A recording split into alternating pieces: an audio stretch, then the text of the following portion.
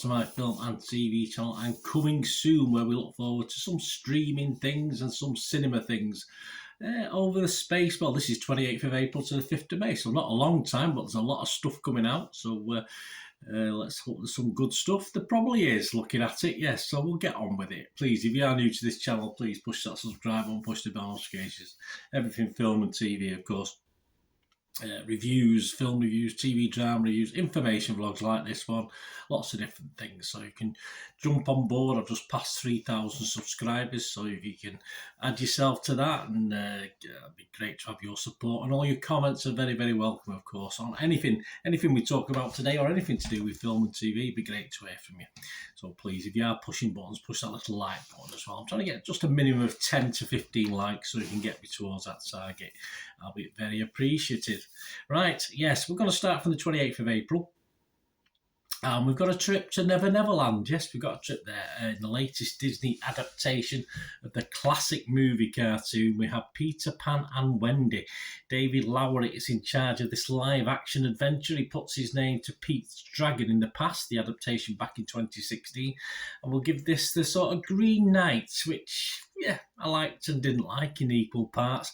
Makeovers, he insists, they're both just adventure movies at heart. Well, they are. This film will star Jude Law as Captain Hook, Heather Anderson as Wendy, and Alexander Maloney as Peter Pan. Also at the cinema on the 28th of April, how about a snappy title for a boxing biopic? Yes, Big George Foreman, the miraculous story of the once and future heavyweight champion of the world. Well, that's a mouthful. We'll call it Big George Foreman. It will follow George Foreman from 1963 to 1994. Chris Davis takes on boxing duties. George Tillman Jr. directs this. I don't know, not too sure there's any mention of grills or anything like that in this one. Over to Prime Video on the 28th of April, another spy saga. Yes, we've had a few recently, entitled Citadel. MCU meets James Bond, they claim in this, from the Russo brothers. Richard Madden and Priyanka Chopra's Jones star in this. Our premise 8 years ago, Citadel fell, did it? Yep, apparently. The independent global spy agency tasked to uphold the safety and security of all people was destroyed by operatives of Manticore, a powerful syndicate manipulating the world from the shadows. With Citadel's fall, elite agents Mason Kane and Nadia Sen had their memories wiped as they narrowly escaped with their lives. They've remained hidden ever since, no wonder, building new lives under new identities, unaware of their past, until one night when Mason is tracked down by his former Citadel colleague, Bernard Orlick. You got to watch these Bernard guys, who desperately need his help to prevent Manticore from establishing a new world order. Mason seeks out his former partner Nadia, and the two spies embark on a mission that takes them around the world in an effort to stop Manticore. There you go. Sounds busy. Well, we've got 7 episodes, just 7 episodes to squeeze all that into. I'm sure they'll manage. And it's always nice to be polite, isn't it? And at cinemas on the 28th of April, we've got Polite Society. Set in London, this is a merry mishmash, their words, not mine, of sisterly affection, parental disappointment and bold action. Polite Society follows martial arts in training Ria Khan, who believes she must save her older sister Lena from her impending marriage. After enlisting the help of her friends, Ria attempts to pull off the most ambitious of all wedding heists in the name of independence and sisterhood. Yeah, you go, girl. Staying with the 28th of April at cinemas, how about a little bit of Jim Broadbent? I think we all need a little bit of Jim Broadbent in our lives, and it won't go amiss. The Unlikely Pilgrimage of Harold Fry. Yes, Harold Fry, played by Jim Broadbent, as him as Harold, who goes all proclaimerish and walks 500 miles or so. He's an ordinary man. He's passed through life living on the sidelines until he gets up to post a letter one day, and just keeps walking, just carries on in the hope he will keep a colleague alive who's dying from cancer. I'm not too sure his wife, who's left at home, is very happy though. On Curzon Home Cinema and at cinemas, how about Jumping on Board Rodeo? This is on the 28th of April. Julie, played by Julie Ledrew, a young misfit who is passionate about riding, meets a crew of dirt riders who fly along at full speed and perform stunts. She sets about infiltrating their male-dominated world, but an accident jeopardises her ability to fit in.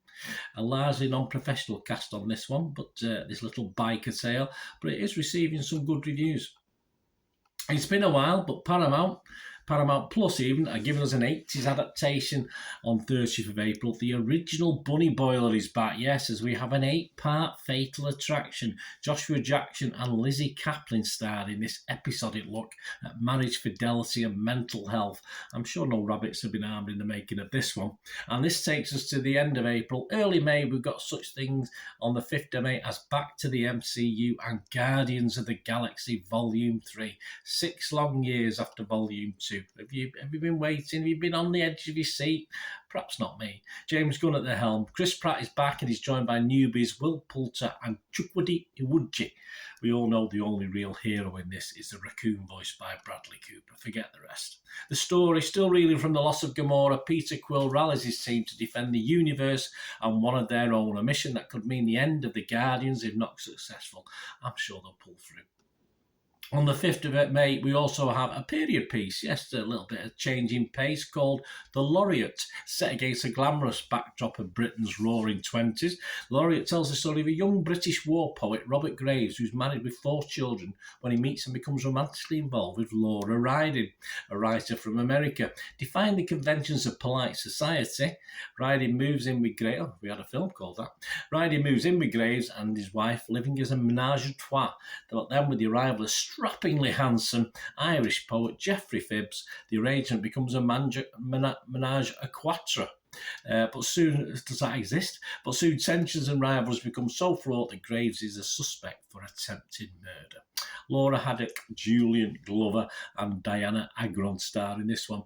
And finally, to finish off today's coming soon, on the 5th of May at cinemas, we've got something called Lakelands, set in Ireland, this one I think, and it tells the story of Cian or Shean, I don't know how to pronounce that in Gaelic, I'm not too sure, Cian, a Gaelic footballer who gets attacked on a night out. He will struggle to come to terms with his career-ending injury.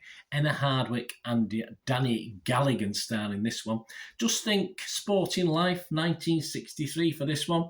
But perhaps nowhere near as good. Well, there you go. That's what's coming soon. April, early May. Next time, we might delve into a little bit of Celine Dion. Fancy that?